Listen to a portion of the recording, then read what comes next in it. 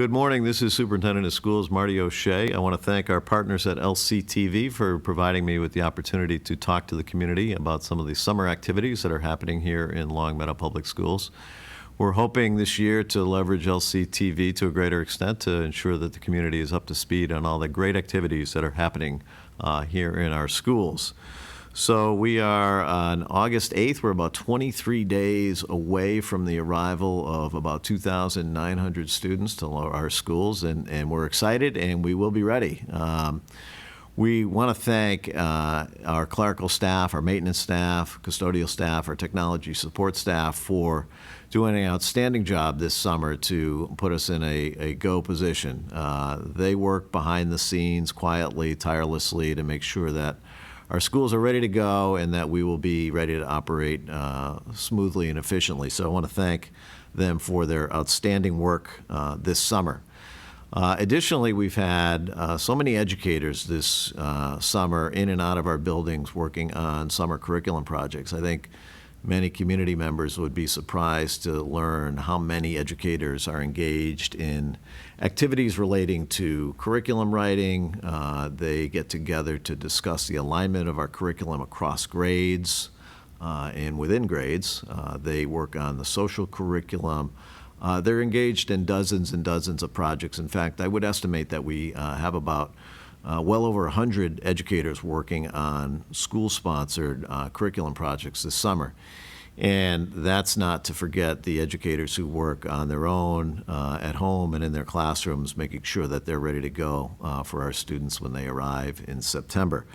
So we are excited and ready to go. I'm especially excited about some summer work that has been done by a group of teachers on our report cards. For some time now, we have been transitioning to more of a standards-based report card where we're identifying whether or not students are reaching essential grade level standards. And so this work has been ongoing for well over a year, and they ramped it up this summer, and we're in a position where some of our teachers will begin to engage the community in the discussion about what that standards-based report card might look like, and we're looking forward to gathering feedback from the community on that in the weeks and months ahead. I'd also would ask the community to take a look at our newly designed school and district websites. I want to thank Hillary Godin, is one of our webmasters, who took this project on and has created websites that we think will be more engaging, more accessible, more user-friendly. They will especially be more usable for folks that are engaging in our websites using handheld devices or tablets. So I want to thank Hillary Godin and all of our webmasters for their outstanding work on our school and district websites. And certainly we welcome your feedback, and I can't wait for everyone to take a look at that project. This is the time of year, I think, when the school supply flyers start to arrive in our mailboxes, and I think about that. I think it's a CVS ad that where parents are talking about it being the most wonderful time of the year when the students are heading back to school and they're doing their school supply shopping. And certainly as a parent, I remember receiving those school supply lists and always appreciated my children's eagerness to come back to school in an organized manner. Certainly we would want families to know that if they are struggling to meet the demands of our school supply list, we encourage them to be in touch with our school principals for advice and assistance on that.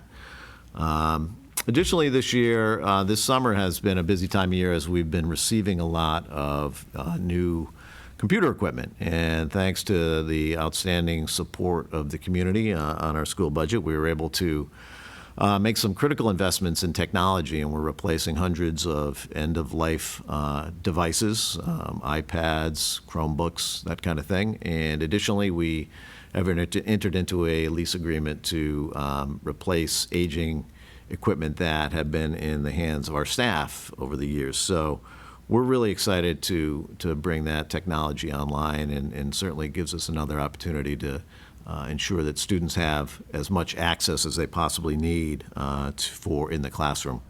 So in the coming year, we're also excited to introduce units of health instruction at grades 4 and 5. And where this came from was this past year, we tracked down and secured a competitive state grant that will rely on the Botvin's Life Skills curriculum. And what will happen is we will have a certified health instructor teach about 8 lessons in social skills, personal self-management, drug-resistant skills, kind of building up the types of skills that our students will need to make good decisions later on in life as they get confronted with the pressures of being an adolescent in today's society. If you need information on the introduction of those health units, I'd encourage you to contact your child's principal. But we are really excited to bring this new aspect of elementary education online this year. And on a related note, I also want to thank the work of the Special Programs Committee for the lineup that they have arranged for us in the coming year. The Special Programs Committee has been in place for a few years now, and it's a group of teachers and parents and other volunteers that come together to think about some parent engagement, community engagement programming for the community. And so we've had a number of nationally known speakers talk to parents about the challenges of raising adolescents in today's society, and hopefully giving parents and educators an understanding of how to support children through the challenges of childhood. So in the coming year, we have 3 events arranged through that Special Programs Committee. The first one is on Thursday, October 24th, and we will be hosting John O'Sullivan from the Changing the Game project. John O'Sullivan, again, a nationally known speaker. He has worked across the country with communities that are interested in helping ensure that a child's athletic experience at the lower ages and even into high school is a healthy one and a rewarding one. And so we're excited to have John speak to our parents at 7 o'clock on October 24th in the LHS auditorium. But in addition to that, Mr. O'Sullivan will work with our student athletes immediately after school on the 24th, and also we've been in contact with the Longmeadow Recreation Department to see if there's an opportunity for Mr. O'Sullivan to talk to our youth coaches. So I think it will be a great day in Longmeadow, and it will help us ensure that we're having a community conversation around healthy, positive, and rewarding athletic experiences for children.